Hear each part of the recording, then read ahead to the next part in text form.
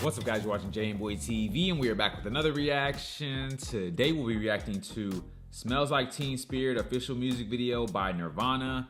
This was suggested by a patron, so you know I had to check it out. It's been a long time since I reacted to Nirvana, and this song has over 2 billion views, so it has to be a good one. If you are a returning viewer to the channel, make sure to hit that subscribe button. It helps out the channel a ton. There are 100,000 of you guys that watch my videos and return to my videos, but over 85% of you guys are not subscribed. I know it can be easy to forget because my videos just pop up. I do the same thing sometimes. If this is your first time to the channel, I am new to the rock genre, exploring the many classic rabbit holes, having a blast. If you want to join me on that journey, take a second to scroll down, hit that like button, hit that subscribe button, and turn on your post notifications so that you don't miss a video when I post. It helps out the channel tremendously, and if you guys are interested in exclusive content or you want to ensure that I react to your suggestion, definitely consider checking out the Patreon. The link will be in the description. I have tons of reactions to classic songs. I got blocked here from YouTube songs that I know you guys would enjoy.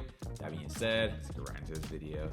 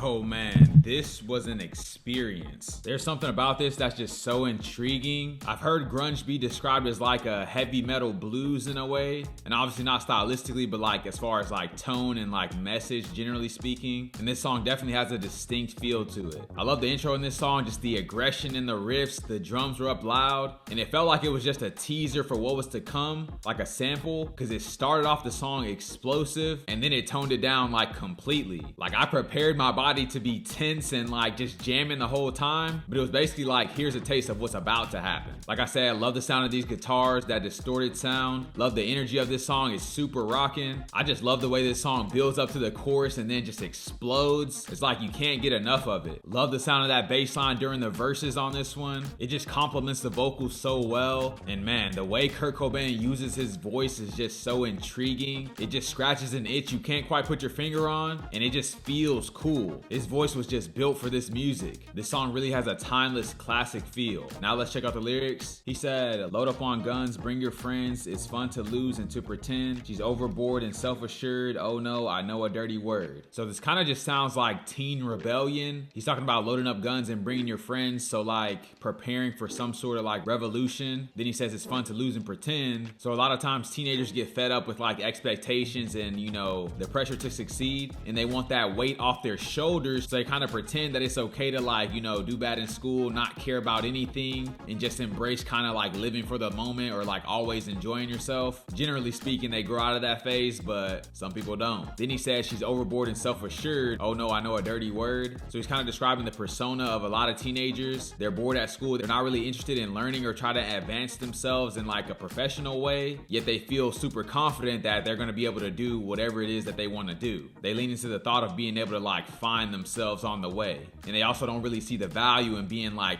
prim and proper. So I think that last line is meant to be a bit sarcastic, because teens don't really care about using foul language. They just want to do, you know, what's cool. The chorus goes, hello, hello, hello, how low? Hello, hello, hello, how low? Hello, hello, hello, how low? Hello, hello, hello. With the lights out, it's less dangerous. Here we are now, entertain us. I feel stupid and contagious. Here we are now, entertain us. A mulatto, an albino, a mosquito, my libido, yeah. So some very interesting lines here. He said, with the lights out, it's less dangerous. Here we are now, entertain us. And what I'm taking from this is that it's easier to do like risk-taking behavior when it's dark out. Like in the daytime, you feel like you're seen, you feel like everything is visible, but at nighttime, things can be hidden. You feel like there's almost like a cloak around you that hides the behaviors you're doing. A lot of teens tend to sneak out when it's nighttime because it just has a different feel to it. I don't know exactly what he means by entertain us, but I assume he's referencing some sort of aggregation of teenagers, and whatever thing that they're meeting up to do, they're expecting that thing to entertain them. It might be smoking, drinking, partying, whatever, but teens just want to cure that boredom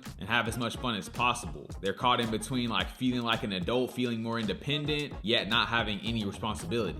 Then he says, I feel stupid and contagious. So maybe talking about teens feeling like they don't have anything together. They're not really sure which direction to go, what they want to do. And also that mindset being contagious. Maybe they spread it to their friends or their friends spread it to them, but a lot of teens generally feel that way. Then he says, a mulatto, an albino, a mosquito, my libido. The only common denominator I'm seeing here is that being any one of these things makes it hard to fit in. For example, a lot of mixed race people find it difficult to like identify with either of the races that they are. Sometimes they get rejected by both for not being enough of one or the other. Or if you're raised with one parent but you look more like the other parent, whatever race they are, it kind of makes it hard for you to fit in with whichever group that you look like the most, because you may not identify with them culturally. And you could also be part of two groups that don't really get along or don't really like each other. Same thing with being an albino. It's just a rare thing that you don't really come across a lot, and it's almost like a spectacle. People aren't used to seeing a person that looks like that, and so they don't really know what category to put you in.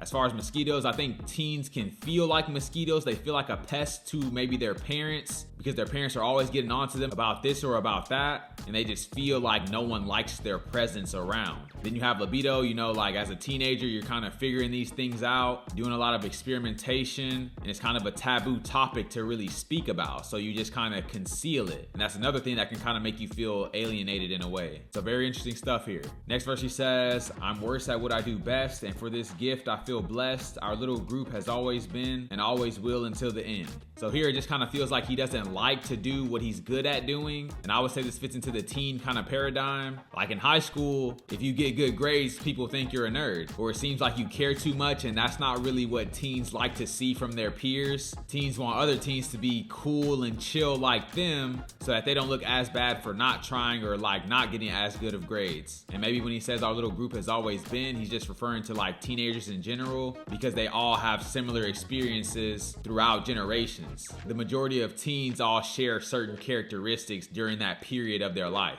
Could be wrong about this, but it's just my interpretation. You guys let me know what you think. Last verse I'll go over, he says, and I forget just why I taste. Oh yeah, I guess it makes me smile. I found it hard. It's hard to find. Oh well, whatever, never mind. I feel like this is making reference to like the depressive state that a lot of teens go through. It's honestly just like a phase. You kind of develop a bit of a pessimistic view of the world, and you're just annoyed and frustrated with all the things that you're expected to do, which really isn't much. It's just stuff that's preparing you for the next step. And that's probably due to the fact that you're not looked at as a kid anymore, and the expectations are increasing, and it can weigh heavy on the teenage brain. Being a teenager is definitely an interesting time. I know everyone can relate. Man, this was a fantastic song. Great recommendation from you guys. If you guys have any suggestions, leave them down in the comments below. If you guys are new to the channel, don't forget to like, comment, subscribe if you enjoy the content. And I'll catch you guys on the flip.